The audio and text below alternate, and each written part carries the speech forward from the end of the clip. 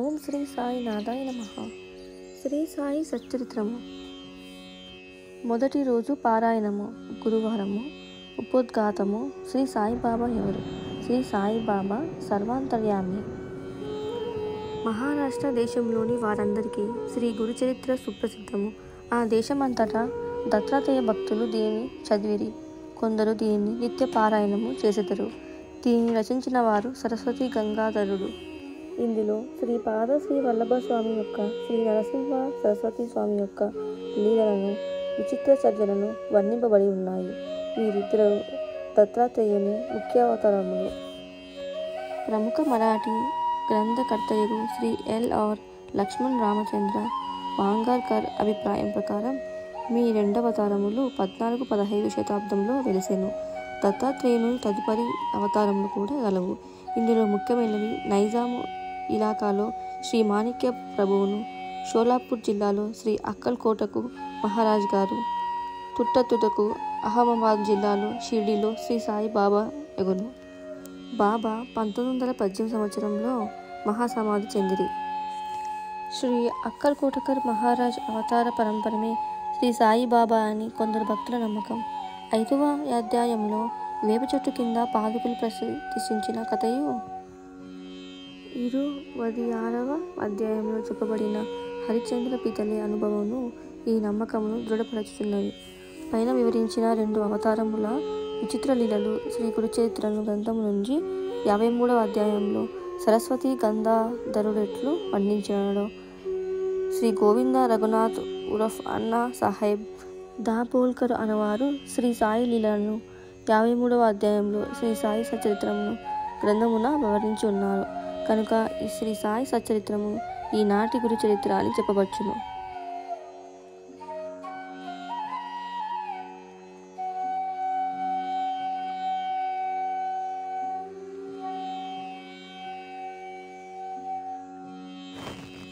గ్రంథ రచయితయగు దాల్బోల్కరు 1859 సంవత్సరంలో ఠానా జిల్లాలోని కేర్వే మాహిం నందు యొక్క పేద ఆద్య గౌడ బ్రాహ్మణ కుటుంబంలో జన్మించిరి. వారి తాతతండ్రులు దైవభక్తి గలవారు. దాల్బోల్కరు తమ ప్రాథమిక విద్యను స్వగ్రామం నుండే పూర్తి చేసి పూనాలో 5వ స్టాండర్డ్ వరకు ఆంగ్ల విద్యను అభ్యసించారు. కుటుంబ ఆర్థిక పరిస్థితులందు బాగలేకపోవడంతో వారు పై క్లాసులు చదవలేకపోయారు.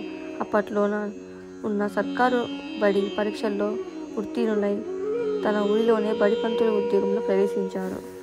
ఆ సమయంలో కులాబా జిల్లాలో మమాల్దాదారుగా ఉన్న సాబాజీ చింతామణి చిట్నీస్ అనువారు వీరి సచ్చీలతను, బుద్ధి కుశలతను, సేవానితనం చూసి మెచ్చుకొని తలారీటను ఉద్యోగిగా నియమించారు. తరువాత ఇంగ్లీషు గుమాస్తాగా వేసిరి. పిమ్మట మమాల్దాదారు కచేరీలో హెడ్ గుమాస్తాగా నియమించారు. కొంతకాలం జరిగిన తర్వాత పిమ్మట అటవీ శాఖలో ఉద్యోగిగా పనిచేసిరి. కొన్నాళ్లకు కరువు సంబంధము పనులందు ప్రత్యేక ఉద్యోగిగా గుజరాత్లోని బ్రోజ్లో చేరారు. ఆయా ఉద్యోగంలో తన బాధ్యతలను అత్యంత సమర్థవంతంగా నెరవేర్చినందున 1901వ సంవత్సరంలో ఠానా జిల్లాలోని షాకాపూరులో మమాల్దాదారుగా నియమించారు. 1903వ సంవత్సరంలో ఫస్ట్ క్లాస్ రెసిడెంట్ మెజిస్ట్రేట్గా బ్రాందాలో నియమించబడింది. 1903వ సంవత్సరంలో ఫస్ట్ క్లాస్ రెసిడెంట్ మెజిస్ట్రేట్గా బ్రాందాలో నియమింపబడారు. వారిచ్చట 1907వ సంవత్సరంలో ఉద్యోగంలో చేరారు. తర్వాత ఆయన మురార్బుడ్ ఆనంద్ బోర్సాదులలో పనిచేసి 1910వ సంవత్సరంలో తిరిగి బ్రాందాలో రెసిడెంట్ మెజిస్ట్రేట్గా నియమితులైరి. ఈ సంవత్సరమే వారికి షిర్డీ పోయి శ్రీ సాయినాథ దర్శనం చేసుకోవాలన్న భాగ్యం కలిగింది. 1916వ సంవత్సరంలో వారు ఉద్యోగ విరమణ చేసిన తర్వాత పిమ్మట కొన్ని నెలల తర్వాత తాత్కాలిక ఉద్యోగం పనిచేశారు. అనగా వివరించిన తర్వాత సాయిబాబా మహాసమాధి చెందే వరకు శ్రీ సాయి సేవలోనే పూర్తిగా నిమగ్నులయ్యారు. బాబా మహాసమాధి పిమ్మట షిర్డీ సాయిబాబా సంస్థానం నందు 1929 సంవత్సరంలో తాను మరణించినప్పుడు ఎంతో చాకచక్యముగా నడిచారు. వారికి భార్య, ఒక కుమారుడు, 5 కుమార్తెలు ఉన్నారు. బిడ్డలకు తగిన సంబంధాలు చేసి పెళ్లిళ్ళు చేశారు. అందరూ క్షేమంగా ఉన్నారు. శ్రీ సాయిబాబా ఎవరు? సాయిబాబా ఎవరు అనేది 3 విధాలుగా సమాధానం చెప్పబడింది. ఒకటి, కొన్ని మంది విషయాల గురించి లేదా మనుషుల గురించి ఆలోచించక సున్నితంగా అభిప్రాయాలు చెప్పేవారు. సాయిబాబాను ఒక పిచ్చి ఫకీరునిగా భావిస్తారు. సాయిబాబా షిరిడీలో ఒక శిథిలమైన మసీదులో నివసించి నిత్యం మొదలు మాటలు చెప్పేవాడు. తన మనసుకు కావలసిన దాన్ని తీసుకునే పద్ధతిలో ధనం సేకరించేవాడు. ఇది తప్పు అనే అభిప్రాయం ఒకసారి ఏ తడ్కర్ గారి స్నేహితుడు సాయిబాబాను దర్శించుకుని బొంబాయికి తిరిగిపోవడం జరుగుతున్నది. ఈ సమయంలో అతను కంటతడి పెట్టాడు. సాయిబాబా అతనితో ఇలా చెప్పారు: పిచ్చివాడి వలె ప్రవర్తించావే, నేను ముంబైలో నీతో ఉండేనా? అతను జవాబిచ్చాడు: నాకు అసలు తెలియదు, ఎందుకంటే మీరు బొంబాయిలో నాతో ఉన్నట్లుగా నాకు అనిపించలేదు. సాయిబాబా ఇలా అన్నారు: ఎవరైనా నేను కేవలం షిరిడీలో మాత్రమే ఉంటాను అనుకుంటే వారు నన్ను నిజంగా అర్థం చేసుకోలేకపోయారు. కొందరు సాయిబాబాను మహాసిద్ధ పురుషుడిగా భావిస్తారు. మహమ్మదీయులు ఆయనను తమ పీరులలో ఒకరిగా తీసుకుంటారు. హిందువులలో ఆయనను తమ మహాత్ములలో ఒకరిగా భావిస్తారు. ప్రతి సంవత్సరము షిరిడీలో జరిగే ఉత్సవాల నిర్వాహకులు సాయిబాబాను సంత చూడమణిగా పేర్కొంటారు. కానీ ఇది కూడా సరికాదు. శ్రీ సాయిబాబాను సన్నిహితంగా వాస్తవంగా సేవించిన వారు మాత్రమే సాయిబాబాను భగవద్వతారముగా భావిస్తారు. దీనికి కొంతమంది ఉదాహరణలు ఇక్కడ ఇవ్వబడినాయి. సాయిబాబా సర్వాంతర్యామి. బివి నరసింహస్వామి గారి బాబా సూత్రములు పలుకులు గ్రంథానికి పీఠిక.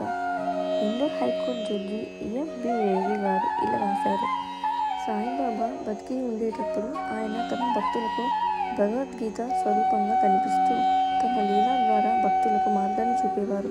వారి శరీరం నశించిపోయిన ఆయన యొక్క అనంత శక్తి ఇప్పటికీ భక్తులకు సహాయం చేస్తుంది. వారు సమాధి అయిన తర్వాత కూడా ఆయన వారి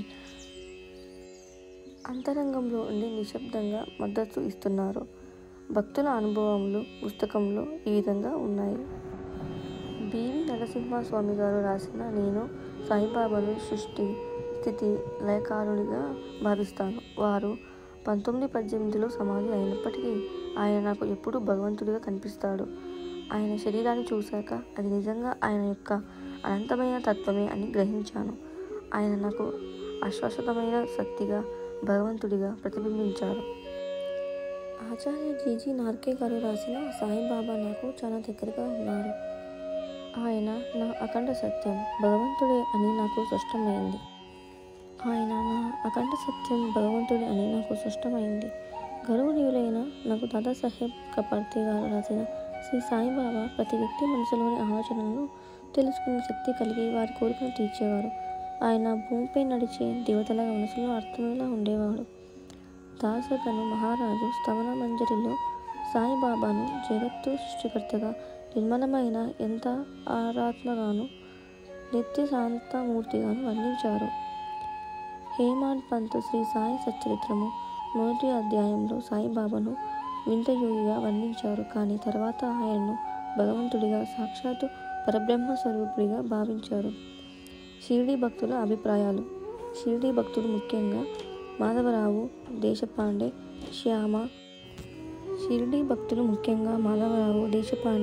శ్యామ అనువారు బాబాను దేవా అని పిలిచేవారు.